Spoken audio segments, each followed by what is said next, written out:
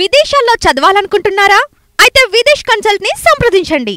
దేశంలో మొదటి హైడ్రోజన్ రైలు పరిగెత్తడానికి ముహూర్తం ఫిక్స్ అయిపోయింది. మార్చి 31వ తేదీన ఈ ఎక్స్పెరిమెంటల్ ట్రైన్ ని నడపాలని కేంద్ర ప్రభుత్వం భావిస్తున్నట్టుగా సమాచారం. భారతీయ రైల్వేలకు సంబంధించి దీనికి సంబంధించినటువంటి డైరెక్షన్స్ ఇప్పటికే అందినాయి. మొదటి ట్రైన్ ని హర్యానా రాష్ట్రంలో ఉన్నటువంటి సోనేపత్ నుంచి జింద్ వరకు నడిపించబోతున్నారు. 90 కిలోమీటర్ల డిస్టెన్స్ లో ఆల్రెడీ హైడ్రోజన్ రైలు నడవడానికి కావాల్సినటువంటి బేసిక్ ట్రాక్ ఇన్ఫ్రాస్ట్రక్చర్ ని రెడీ చేశారు.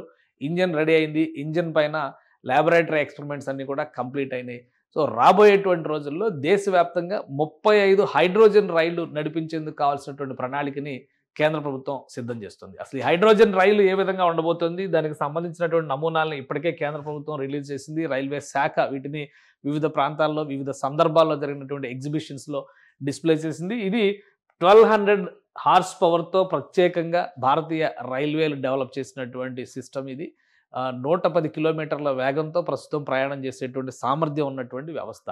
సో ఈ ప్రత్యేకమైనటువంటి అంశంగా మనం ఇందులో చూడాల్సింది ఏంటంటే, ఈ ట్రైన్లకి సంబంధించి పొల్యూషన్ ఫ్రీ, పూర్తి స్థాయిలో కాలుష్య రహిత వాహనాలుగా ఉంటాయి. పర్యావరణ హితమైనటువంటి ప్రదేశాలు ఉంటాయి. అందుకనే హెరిటేజ్ అలానే ప్రకృతి పరంగా పర్యావరణ పరంగా పరిరక్షించాల్సినటువంటి ప్రాంతాల్లో ముందుగా ఈ ట్రైన్లు నడపాలని కేంద్ర ప్రభుత్వం భావిస్తుంది. అందులో భాగంగానే హర్యానాలోని జింద్ అలానే ఇక్కడ సోనేపట్ ఈ రెండింటి మధ్య నడపాలనేటువంటి నిర్ణయానికి ఎప్పుడో వచ్చేసరి. ఈ సోనేపట్లో జరిగేటువంటి ఈ ఫస్ట్ ట్రైన్ ఎక్స్పెరిమెంట్ కనుక సక్సెస్ అయితే మొత్తం 35 రైళ్లని దేశవ్యాప్తంగా వివిధ హెరిటేజ్ ట్రాకుల్ని గుర్తించారు. అందులో భాగంగానే అక్కడ ట్రైన్స్ నడపడానికి కావాల్సినటువంటి ప్రణాళికని రాష్ట్ర ప్రభుత్వం కేంద్ర ప్రభుత్వం సిద్ధం చేస్తుంది.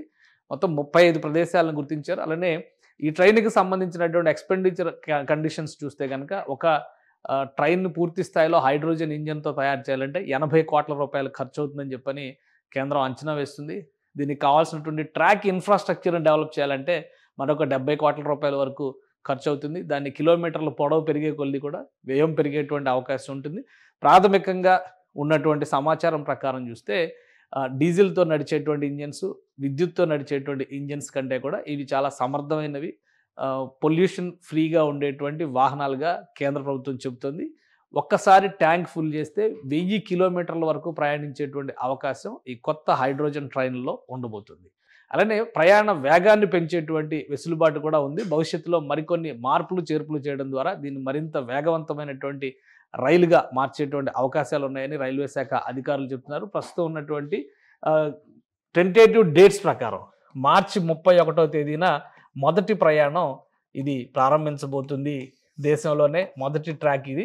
దీంతోపాటు పర్యావరణ హితమైనటువంటి ప్రదేశాలు, ముఖ్యంగా ఊటీ, కొడైకెనాల్ ఇట్లాంటి ప్రదేశాలు, హిమాలయ పర్వతపాద ప్రాంతాల్లో ఉన్నటువంటి హెరిటేజ్ సైట్స్ని గుర్తించడం ద్వారా అక్కడ ట్రాక్స్ని ఇంప్లిమెంట్ చేసేటువంటి ప్రయత్నాలు చేస్తున్నారు. ముందుగా ఈ ఎక్స్పెరిమెంటల్ ట్రాన్సిట్ కనుక సక్సెస్ అయితే దేశవ్యాప్తంగా ఈ లొకేషన్స్ 35 లొకేషన్స్ని ఇప్పటికే కేంద్ర ప్రభుత్వం గుర్తించింది. ఆయా ప్రాంతాల్లో పనులు ప్రారంభించడానికి భారతీయ రైల్వేకి గ్రీన్ సిగ్నల్ ఇచ్చేటువంటి అవకాశం ఉంది. భవిష్యత్తులో గ్రీన్ హైడ్రోజన్ డెవలప్మెంట్ అనేది మన దేశంలో పెద్ద ఎత్తున జరగబోతోంది. అలానే గ్రీన్ ఎనర్జీస్ని కేంద్రం ఎక్కువగా ఫోకస్ చేయాలి. రాబోయేటువంటి 2030 నాటికి ఈ ఇంజన్ ఏవైతే ఇప్పుడు ఉపయోగిస్తున్నటువంటి పెట్రోల్, డీజిల్ లాంటి ఇంధనాలను పూర్తి స్థాయిలో తగ్గించేందుకు కావాల్సినటువంటి ప్రణాళికని కేంద్ర ప్రభుత్వం సిద్ధం చేస్తుంది. సో ఒకవేళ భారతీయ రైళ్లు కనుక H2 హైడ్రోజన్ రైళ్లను నడపడం ప్రారంభిస్తే కనుక ఒక కొత్త శకం ప్రారంభించినట్టుగా మనం భావించాల్సి ఉంటుంది. దేశవ్యాప్తంగా లాంగ్ డిస్టెన్స్ని దృష్టిలో పెట్టుకొని కూడా హైడ్రోజన్ రైళ్ల పైన మరిన్ని ప్రయోగాలని రైల్వే శాఖ చేస్తోంది. కాబట్టి సక్సెస్ అయిన తర్వాత దశల వారీగా మొత్తంగా H2 ట్రైన్సే కనబడేటువంటి అవకాశాలు ఎక్కువగా ఉన్నాయి. ఇక మార్చి 31వ తేదీ ఒక బిగ్ డే కాబోతుంది. దీనికి సంబంధించినటువంటి చర్యలను కానీ ప్రణాళికను కానీ కేంద్ర ప్రభుత్వం ఇప్పటికే ప్రకటించింది. ఈ ట్రైన్కి సంబంధించినటువంటి కొన్ని నమూనాలని వివిధ ఎగ్జిబిషన్స్లో కూడా ప్రదర్శించింది. చూడడానికి సాధారణమైనటువంటి ట్రైన్గా ఉన్నప్పటికీ కూడా H2 ఇంధనాన్ని క్యారీ చేయడానికి దీనికి కావాల్సినటువంటి కోచ్ల్లో 3 రకాల కోచ్లను ప్రత్యేకంగా డిజైన్ చేశారు. ఇవి కేవలం ఇంధనాన్ని క్యారీ చేయడానికే ఉపయోగించేటువంటి వ్యవస్థలుగా పనిచేస్తాయి.